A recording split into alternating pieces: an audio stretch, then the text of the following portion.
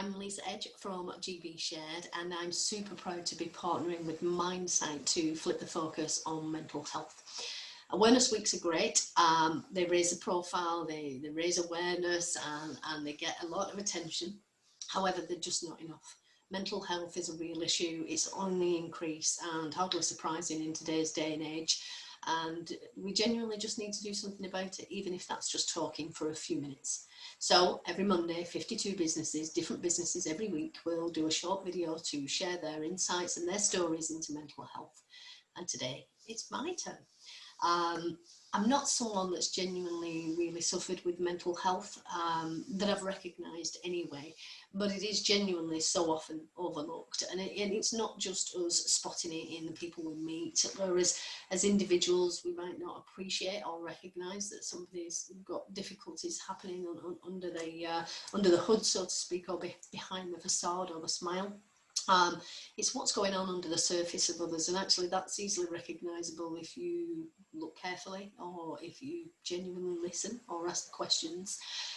However, more now probably than ever before, it is important that we raise these issues and that we bring them to the table, and we are not ashamed to have conversations and discussions about them. Even now, just taking 5 minutes to watch this video or to share it with somebody else or to hit the like button, or it just makes a difference. Mental health should not be one of those taboo subjects that isn't talked about, because actually, you know, if you look at the statistics, it is ridiculous how many people are suffering from it. I guess in my culture and kind of based on my family upbringing, I've had a fair few challenges and knockbacks, and they've not been small ones either, but I tended to have a sense of resilience, a sense of focus, and a bigger picture way of looking at things. So not droning in on the one problem now, but what can happen overall. So I'll share some of those challenges with you. So for example, through no fault of my own, my family broke down at the age of 16 and I left school without a single qualification. But I got up and went back and got my education and got my degrees, and I went on to lead on education for the best part of 2 decades. It was an absolute joy and a job I thoroughly loved. I left after I left school, and I had no qualifications. I also had a baby really young. I had my first child at 17, and you know, today I sit here with 4 grown-up children. I've always worked full-time while I've raised those children. I've done my degrees and my education while I've raised those children. So not small challenges and small things to manage by any sense of the word. But I've always been fortunate enough, as I said, to have this sense of resilience to get back up. Different challenges. So for example, you know, some 20 years ago, my father died in my arms and I was 8 months pregnant with my son at the time. Huge challenge, hugely upsetting, but again, I guess I was fortunate. I had a baby to look forward to and some positive to come out of it. Just a few years ago, my daughter, who was then 18, she was diagnosed with quite a rare blood disorder, and it's life-threatening as well, which is a huge thing to take on board as a mum. But you have to be positive for them, and sometimes mental health is about supporting other people's mental health. 7 years ago, I became a foster carer, not something I looked for. I got a knock on the door of social services asking me to foster a 7-year-old nephew who I'd never met.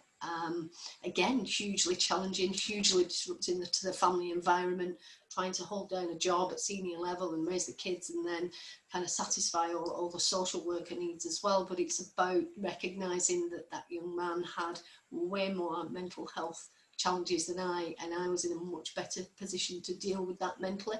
So there are huge things that come along, and actually fostering turned out to be one of the most rewarding things that I could have ever done.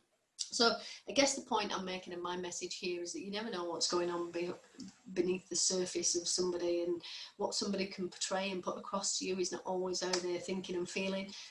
We're kind of told as people to be strong, to get up, to keep going, and actually the brain isn't meant to be in alpha state all the time. It's not meant, as human beings, we're not supposed to be on high alert.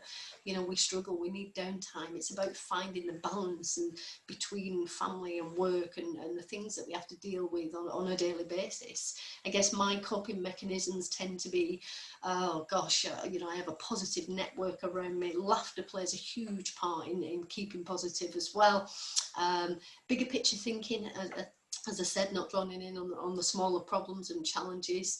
And meditation, that's something I thought I would never do, but actually just taking that 5 minutes out to find yourself again and clear your headspace before you go back and face the next challenge has been something that's hugely helped me.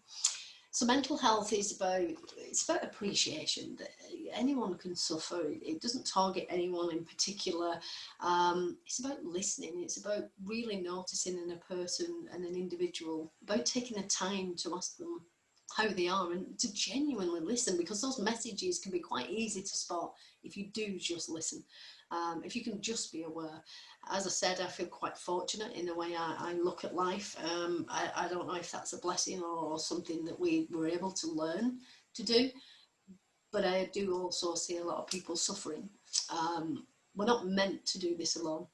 We're a caring race. Human beings live in packs naturally because they're supposed to be together. And if we look at everything that's going on in the world at the minute, it's very easy to let that take over in your mindset, especially when you're kind of restricted from going out and doing the things that we normally do. I know my children lost all of their structure in a day, and things change. It's about sticking together, not just physically, but mentally as well. It's about reaching out. It's about caring about your neighbour and asking those questions. So I hope some of my revealing of some of my secrets and sharing of my top tips and coping mechanisms helps just one person out there. For the sake of a few minutes, I'd like to contribute. Mental health, as I said, is a huge issue, and it's got to be challenged, and it's got to be talked about, and it's got to be embedded in our daily conversations. So there is my contribution. I would now like to pass the baton on. I'm going to pass that baton to Danny Davis of Blackburn Rovers to share his challenges and insights into mental health.